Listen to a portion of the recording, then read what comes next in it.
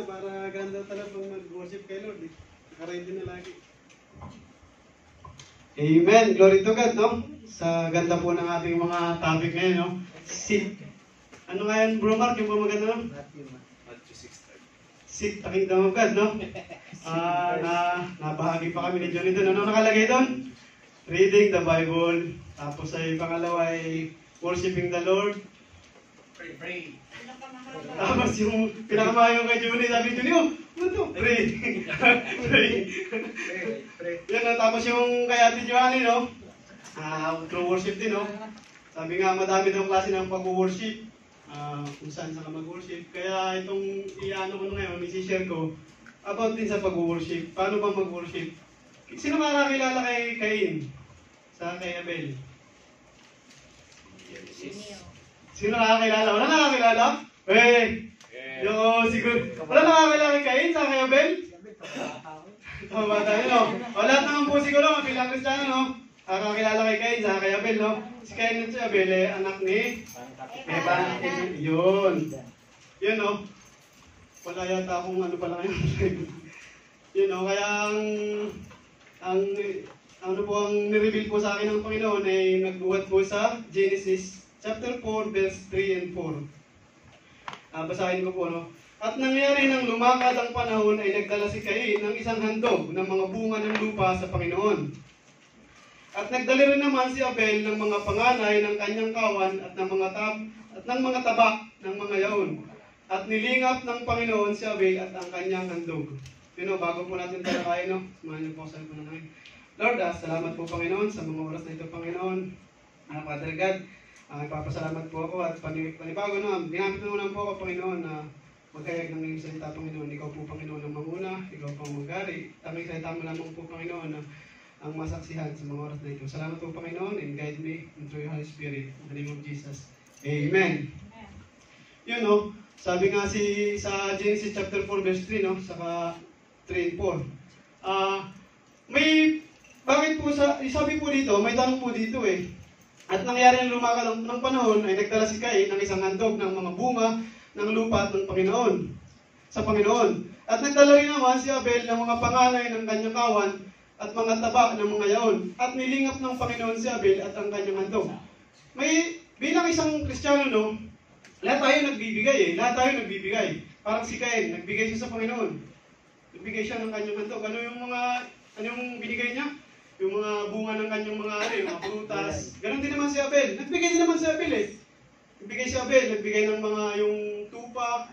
Pero bakit ganon? Sabi may nagtanong eh, sabi ng may question dun eh. Bakit yung kay Cain hindi nilingap ng Panginoon? At ang nilingap niya yung kay Abel. Kung mapapansin nyo sa verse na ito, no? Sa verse na ito, at nangyari nang lumakad ang panahon ay nagdala si Cain ng isang handog ng mga bunga ng lupa sa Panginoon. Nagdala siya ng isang handog ng mga bunga. Ibig sabihin, bilang tayo, mga Kristiyano, no, pag nagbibigay tayo kay Panginoon, sa Panginoon, kumbaga naman, parang may parang, ito lang yung parang nangyari kay Cain, parang kinuha lang niya yung mga bunga, walang binanggit doon na matabang bunga, masarap na bunga, pinakamasarap, walang binanggit doon na, ano ba yung bunga na yun, ito ba yung special na bunga, di ba wala? Walang nilagay dun sa words na yung ibinigay ni Cain. Kaya siguro, hindi siya nilingap ng Panginoon. Kasi walang specialty dun sa verse na yun eh. Sabi niya dito, at nangyari nang lumakad ang panahon ay nagdala si Cain ng isang handog ng mga bunga. Parang walang specialty na ipinakita, bakit hindi siya nilingap ng Panginoon. Parang ganun din tayo eh, no? Pag magbibigay tayo sa Panginoon, ang gagaling sa bulsa natin, ano bang specialty nito? Bakit ka magbibigay sa Panginoon? Baka ito yung tira-tira lang sa bunga mo. Mamaya dyan, baka binigay mo lang ito pa kay Panginoon. Lord, pasensya na, ito yung sobra. Di ba? Lord, pasensya na, ito lang yung parang yung siguro, ito na lang yung natitira para sa'yo. Kaya siguro hindi siya nilingap ng Panginoon, no? Sabi doon kasi walang specialty. Unlike kay Abel, sabi dito, at nagdala rin naman si Abel ng mga panganay ng kanyang kawan at ng mga taba ng mga yaon. At nilingap ng Panginoon si Abel ng kanyang handog. Parang minention dito yung yung parang panganay ng mga tupa. Ibig sabihin, yun yung pinaka nauna. Sabi sa English dito yung parang, ano ba sabi sa English? firstborn. Ibig sabihin yun yung pinakamahalaga at pinakapangalan na tupa. At saka yung mga pinakamatatabang tupa, ibig sabihin, nandun yung faith, nandun yung, napaka-importante ni Lord sa buhay ko. Kaya yung lahat ng buong ani ko, kung ano yung pinaka-special dito, kung ano yung pinakamalaking bunga nito, pinakamagandang ani ko, yun yung ibibigay ko sa Panginoon, no? Sa bilang supporting verse, no, sabi sa Hebreo chapter 11, verse 4, sa pananampalataya, si Abel ay naghandog sa Diyos ng lalong mabuting hain kaysa kay Cain. Sa pamamagitan nito ay sinaksihan sa kanyang siya ay matuwid. Nagpapatotoo ang Diyos tungkol sa kanyang mga kaloob. At sa pamamagitan nito ay patay na siya ay nagsasalita pa. Ibig sabihin, parang wala na siya yung parang ginawa niya sa Panginoon, yung faith niya, sabi nga ni Giovanni, no? Handang ialay ni Abraham si Isaac kasi yung faith niya. Parang nanggaling, parang ito din yun, yung kay Abel eh. Kung ano yung kayamanan ko, kung ano yung pinakamahalagang kayamanan ko, kung ano yung pinakamahalaga sa nangyayari sa buhay ko ngayon, i-offer ko kay Lord yan. Parang bilang isang Kristiyano, ganun din tayo, no? Kung ano yung first fruit, kung ano yung buong yung pinakamatabang ani natin sa buhay natin, no? I-alay natin kay Lord. Dahil doon sinusubok ng Lord, doon nakikita ni Lord yung katapatan sa buhay natin. Yung doon nakikita ni Lord yung pag-worship. Kasi isa kind of worship eh. Kasi yung pagbibigay, yung paghahandog ni Cain, paghahandog ni Abel, isa po yung worship, isa yung pag-worship kay God. Doon nila pinapakita yung kanilang nararamdaman, yung kanilang puso, kung paano nila wino-worship si Lord. Kaya, sa pagbibigay po, hindi lang po ito pagbibigay sa church, hindi lang po ito pagbibigay sa mga kapatid, sa mga kailangan. Isa kind of worship po ito. Ito yung isang bahagi ng pag-worship po kay Lord na ito yung pinakamatabang ani ko, Lord, ibibigay ko sa iyo, Lord. Ito po yung bunga ng lahat ng ani ko, i-worship ko sa iyo, Lord. Kaya, mga kapatid, mag-worship po tayo kay Lord ng pinakamatabang bunga ng ating ani.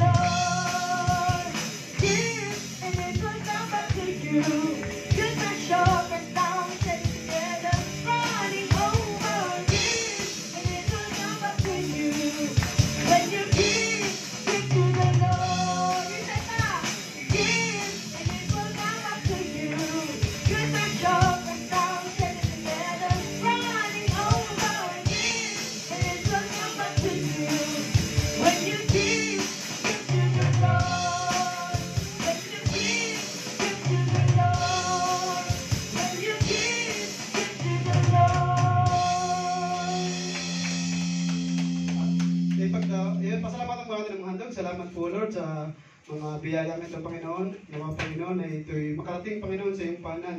Through Jesus Christ, Panginoon. Salamat sa mga kapatid ng Panginoon na patuloy na binibigyan mo ng biyaya, patuloy na nagkakaloob, Panginoon, para sa iyong pananampahan, Panginoon.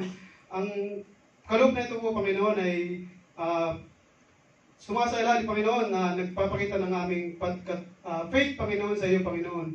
Alam namin, Panginoon, na ito ay nanggaling sa iyo.